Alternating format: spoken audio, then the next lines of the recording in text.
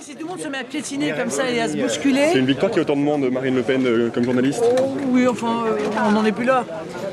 Mais Jeune homme. Vous êtes ravi quand même qu'il y ait beaucoup de monde On n'en est pour plus cette là, conférence jeune de homme. presse. C'est un moment important, peut-être plus encore pour cette année 2017, où vous aurez un rôle crucial à jouer, puisque vous serez les intermédiaires entre le peuple français et les candidats à la présidence de la République. On attend qui? Ah, nous attendons. Monsieur Philippot, à votre tour, qu'est-ce que vous pourriez souhaiter à tous les jeunes qui vont voter pour la première fois en 2017, qui se posent encore beaucoup de questions quant à leur futur et qui sont un petit peu complètement indécis pour 2017? Qu'est-ce que vous leur souhaitez pour tous ces jeunes? Déjà, je leur souhaite de voter. C'est très bien de s'engager, quel que soit le candidat choisi au final. L'importance du vote avant tout. Oui, bien sûr, il faut voter. D'autant qu'il y a quand même en France un large choix. Tout le monde peut y trouver, je pense, son compte.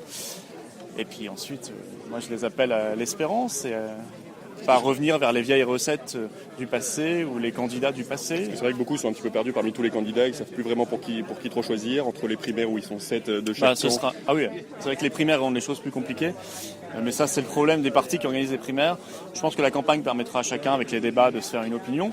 Et moi je constate qu'on est en tête chez les jeunes, donc j'y vois le signe quand même qu'on incarne une espérance pour une jeunesse qui cherche des repères, qui est profondément patriote d'ailleurs, je le pense. La jeunesse française, je pense qu'elle est profondément attachée à son pays, à la France. Et je fais le vœu que cette jeunesse porte un vrai espoir de changement.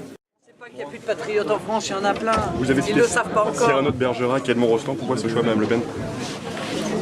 Il y a dans ma candidature pour les Français un cap, un roc. Et Marine Le Pen cite Cyrano de Bergerac, la culture aura une place très importante dans la campagne de Marine Le Pen. La culture, les arts, le cinéma, le théâtre, la musique, toute cette phase culturelle sera très importante dans la campagne de Marine Le Pen. Oui, bien sûr, parce que la culture est très importante en France.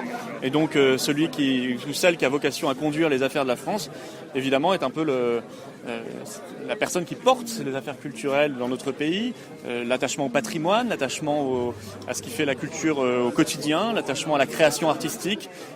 C'est quelque chose auquel nous sommes très très attachés. Oui. Et on aura l'occasion d'y revenir pendant la campagne où un volet culturel sera développé. Merci M. Philippot.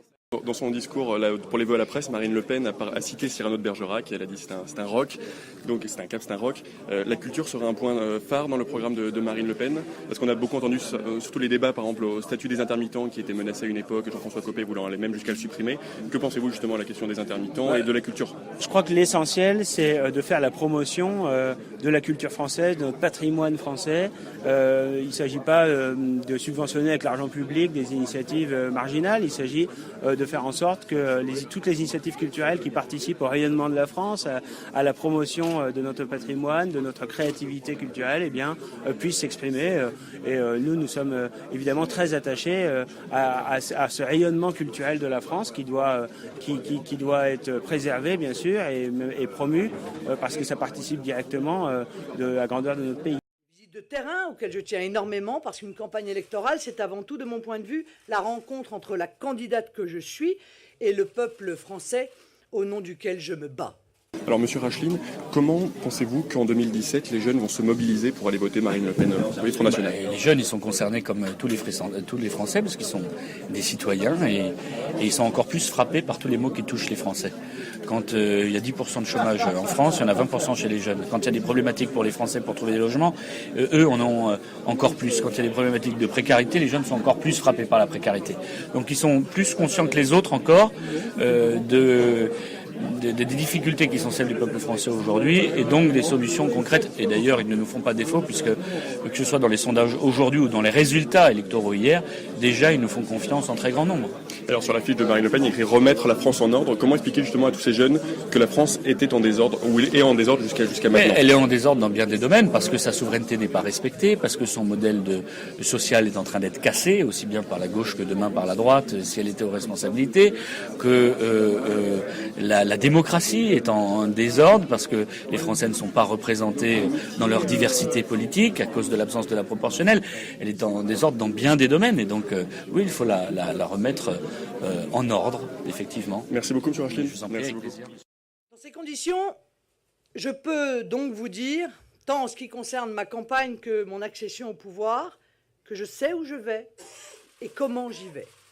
Beaucoup veulent aller voter et justement veulent faire ce devoir qu'est le vote, mais beaucoup votent souvent, on les entend dire qu'ils votent contre un candidat plutôt que de partager vraiment les valeurs d'un autre candidat. Est-ce que le risque justement c'est qu'il n'y ait pas beaucoup de votes qui soient finalement des désillusions des autres candidats et qui se retournent vers Marine Le Pen en tant que dernier espoir parce que justement Marine Le Pen n'a pas encore été au pouvoir et qu'ils se disent après tout on a tenté la gauche, on a tenté la droite, on n'a pas été convaincu, donc on va voter Front National. Mais est-ce que c'est plus contre les autres candidats plutôt que vraiment partager les valeurs du Front National? Je crois qu'un vote, il peut être à la fois un vote de protestation et de rejet à l'égard de ceux qui se sont succédés au pouvoir et qui ont été échoués, et en même temps un vote d'adhésion à un projet alternatif. Je crois que ça n'est pas antinomique. On peut parfaitement être déçu, écœuré même par la droite et la gauche et se détourner d'eux et en même temps voter pour Marine Le Pen parce qu'elle a un projet politique alternatif. Moi je crois qu'aujourd'hui c'est la droite et la gauche qui bénéficient peut-être encore pour certains d'un vote de mécanique, un vote d'inertie en quelque sorte.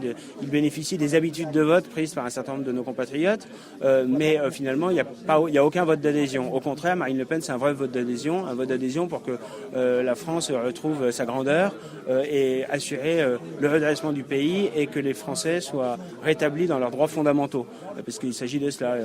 On met fin à une Union européenne qui décide à la place des Français, on met fin à cette crise démocratique qui frappe notre pays, où les Français ont le sentiment que scrutin après scrutin, ils choisissent des candidats à différentes responsabilités et que finalement ces candidats sont soumis à des institutions internationales qui aujourd'hui décident à la place du peuple. Eh bien, nous voulons en finir avec ce système, nous voulons que la France retrouve sa souveraineté, c'est-à-dire sa liberté, et que ce soit à nouveau les Français qui puissent décider de leur avenir, décider est-ce qu'on ouvre ou pas nos frontières à l'immigration massive, est-ce qu'on rétablit un protectionnisme pour assurer la réindustrialisation de la France, est-ce qu'on défend les libertés fondamentales qui sont aujourd'hui gravement remises en cause, y compris les libertés individuelles. Voilà les questions qu'on doit se poser.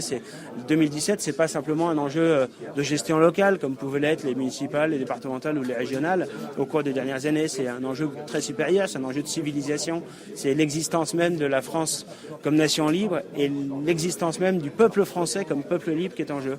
Et j'invite les jeunes Français qui consultent votre blog à se poser cette question-là lorsqu'ils se rendront aux urnes en avril prochain. Il y a dans ma candidature une profondeur, une volonté, une détermination sans faille.